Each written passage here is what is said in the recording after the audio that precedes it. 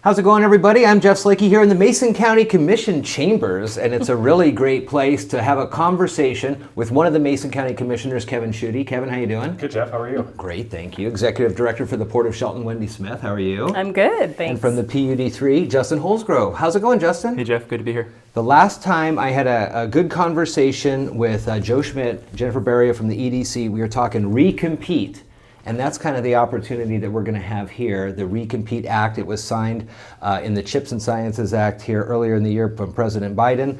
And it's an opportunity to invest in our community, about $55 million or so. And when we talk about this, it's for enhancing and focusing on rural, which we know Mason County is the majority here with only one incorporated city. So I think from the commissioner's standpoint, Kevin, talk to me a little bit about what you know of the RECOMPETE Act and how you think it'll benefit into the county, and then we'll talk about how to add these partners in. Yeah, absolutely. Well, I appreciate the opportunity to talk about RECOMPETE. It's something that has been front and center for the county and all of our partners really for the past 6+ months. We've been talking about this for a long time with Congressman Kilmer, and just appreciate his leadership on putting this program together. There's a reason why they say things take an act of Congress, and that's because it's usually not easy to get things through. And so he was able to, as you mentioned, get it into the Chips and Science Act here not too long ago. And it really, the focus of RECOMPETE is providing opportunities for distressed communities to really reinvigorate and rethink their economy. We have in our proposal that's getting submitted here in the next day, we have a blend of traditional infrastructure projects that we'll probably be talking about with you here a little bit, but also workforce development initiatives where we're really able to partner with our schools, K-12 schools, Olympic College. Great partnerships have come through this, and so we're excited about the opportunity to engage with partners across the community in order to just really put ourselves on a path to having a more a more vibrant economy. And the focus of RECOMPETE has been on reducing prime age employment gaps. And so when we're talking about prime age, we're talking about people who are ages 25 to 54 who may have left the workforce for whatever reason. We have a particular focus on people who are justice involved or have substance use issues. The bulk of our population who are struggling with those issues fall within that 25 to 54 age range. And so how do we bring them back to contribute to the economy? How do we put them on a better footing going forward for their life? And so I'm really confident that we put together a plan that will compete well nationally for RECOMPETE dollars. And so it's just been really exciting to engage with our partners, the Port, Public PUD3, the schools. I mean, we're just really fortunate to have a one focus in the county, and that's building those partnerships. What can you tell me about the rebuilding of the rural and distressed communities across the country, I guess, especially since the pandemic? The federal government infused a lot of money in 2020, 2021 time frame. And now I think from what I'm hearing out there, a lot of folks are having to look again at their budgets, trying to figure out, well, those dollars now are gone. How are we going to fill those gaps, or what are we going to do to move forward there? Yeah. Well, the pandemic, I think, laid bare a lot of inequities across the country. And so rural communities like ours were not immune to that. And so through the American Rescue Plan Act, we were able to work more closely with partners that we likely wouldn't have otherwise. And so with the funding that we received through that, I think it really set the stage for our ability and opportunity to work together on RECOMPETE. And so being able to help PUD3 with substation projects in Belfair in the North Mason area, being able to work with PUD1 on some water infrastructure projects, being able to work with of course on the public health side, but also being able to get out there and work with small businesses as a community. It built these relationships where we weren't really necessarily working together in that way before. And so that really set the stage for our opportunity to work very closely together and solicit projects from new but still familiar partners like the Port of Shelton. When we are able to execute our plans collaboratively, the whole community is successful. And so prior to the pandemic, a lot of our work was done kind of in one-off fashion or in silos, whatever you want to call it. And the pandemic really kind of brought us together to work a little bit more collaboratively. And so this is really the next step to that, where we're able to implement a local plan that has a Mason County focus, but that has really, really strong partners across the board, all committed to the same thing. This from the beginning was a no ego proposition. Didn't really matter whose name was at the top of the application. The only thing that mattered was Mason County. And so we were all able to kind of check those egos at the door, put forward projects that might have died on the vine otherwise, or would have taken years of us, basically standing in line with the legislature for them to fund, and really put us in a position to execute on those over the next 3, 5+ years. I can imagine, Justin, as some of these conversations have been having in the last few months, PUD3's focus is connecting the whole community, both through power, fiber, and the like. And I can imagine you guys there are able to really explain, perhaps to the county commissioners on a real on-the-ground level, where those, we talked a lot about the last mile and how things will get out and build out until that last mile. And I know you guys are really focused on that. Was that a good collaboration there? You mentioned some substations too. Absolutely. In the north end and here in the Sanderson Field, Port of Shelton area, we've had a lot of requests come in for commercial and industrial development and residential development that we're definitely seeing and is important here in Mason County. But sometimes these loads come in, opportunities come in where they're very large loads. Think the type of electrical infrastructure needed to serve Sierra Pacific downtown. Yeah. Some larger, including, and some smaller.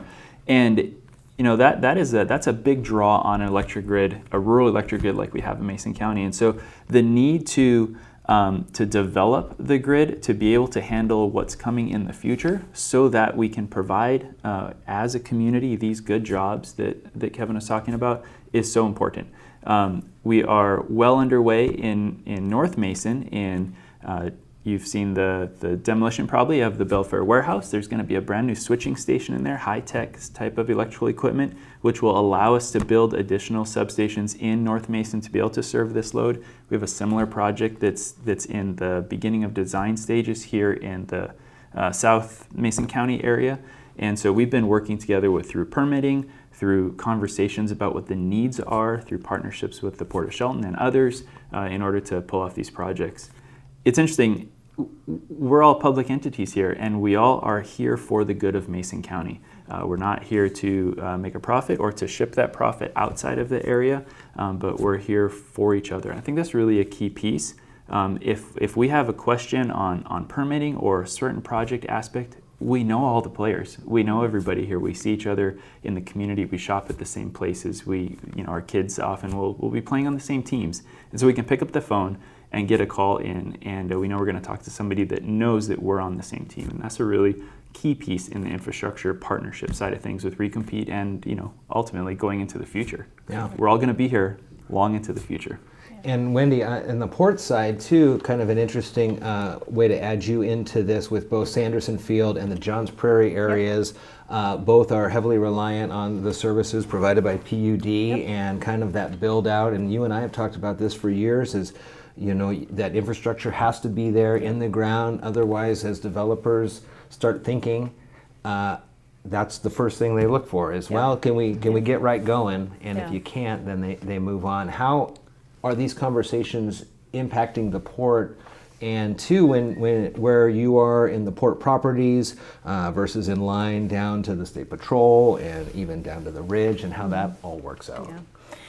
Great conversation, and just partnering is key. And I think even prior, I think if anything good came out of the pandemic, it was exactly this. I think, like you said it really well, Kevin, that we all kind of worked in our own sector and we kind of did our own thing. But needless to say, I can't operate at the port without help from our partners.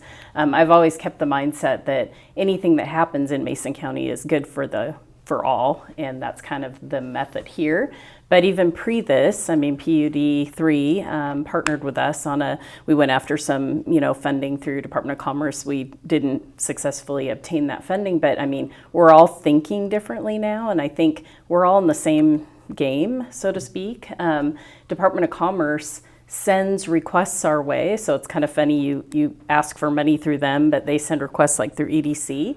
And then they come forward to us, and more often than not, we're all sitting at the same table going, okay, well, how much power is there and how much water do they need? And, we're all looking at the same, essentially the same properties, the same ideas. So all of this comes together and just in my mind kind of creates the perfect, success is about who's at the table, but it's all of our minds. Like you say, we check our egos. This isn't about me. It's not about you. It's about the good of all. And I think this project has just proven that, wow, we are all better. Just even going through this, process has made us all like more aware and like that we're all partnering, and it's just been a great exercise, and, hopefully continues, into the future, like you said. So the Recompete Act, and Kevin, you mentioned it briefly, it is a nationwide effort here. So Mason County is applying for this along with the rest of the country here. So what are some of the ways that you guys have worked on the application process to kind of bring you up to the top, work with Congressman Kilmer? I know the Undersecretary of Commerce was in town last month or something like that too. So how does all that help to when the scorers are there, they go, Mason County is deserving for some of this money? Well, I think first and foremost, we built a coalition that was focused on the requirements of the grant. And so we have great public sector involvement, we have private sector involvement, we have great private sector partners like Sierra Pacific and Peninsula Credit Union who have been involved in this discussion for a long time and have made community commitments to help support on the workforce development side. We have great support from both of our tribes in the county, so the Squaxin Island tribe and Skokomish tribe. And there is no participation in this, whether it be from K-12 or post-secondary education, higher education, to tribal, to public or private sector. There's been no token participation. Everybody has contributed something to it. And I think when the reviewers at the Economic Development Administration read our application and they take a look at what we're proposing, that collaborative spirit, that thoughtfulness, that collaboration is going to come out pretty front and center in everything that we proposed. And so we know that we can't attract new employers and new business opportunities in North Mason or to the Port of Shelton without those key infrastructure components in place. Yeah. But we also know that we have to address two other critical issues in the community, and that is creating a pipeline of workers that have skills that align with those employers and their needs, and housing. And so this is not a housing project or grant application, but if infrastructure is helpful to attract employers, that same infrastructure is the same thing that you're going to need to do housing, workforce housing development, affordable housing development. We want to make sure that kids who grow up in Mason County see that there are job opportunities in Mason County. And so when we talk about the tribal participation, their projects involve, maintaining their traditional fishery, work and getting people more engaged with that, rehabilitating their facilities so that they're modern and it allows them to be competitive. When we're talking about Olympic College's participation, we're talking about creating career and technical education programs that support the building trades, that support public power providers so that they have a skilled and trained workforce. And then we're talking about providing jobs for Puget Sound Naval Shipyard so that we're supporting our nation's defense obligations and being able to supply workers. There was another a big success for Congressman Kilmer was getting several $1 billion worth of investment in Puget Sound Naval Shipyard over the next decade.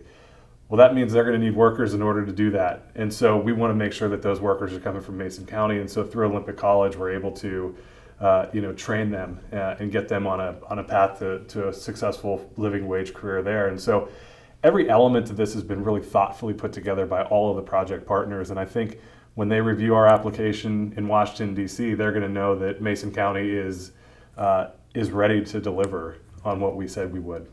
So either with partnerships with PUD or the Port of Shelton here, or continued work through the school districts across the county, or even the proximity to, as you mentioned, either the state capitol in Olympia or the Bremerton Naval Base up there. Mason County is right plumb perfect in this spot for this Recompete Act that's going on now. The applications are being filed. The reviewers will look it over, and hopefully before too long we'll get some really good news here. Mason County Commissioner Kevin Shutty from PUD 3, Justin Holzgrove, and from the Port of Shelton, Wendy Smith, thank you so much for some of this time here. And I know we're going to have more of these conversations as we get closer and decisions are made on those dollars. So thank you very much. Thank you. Thanks.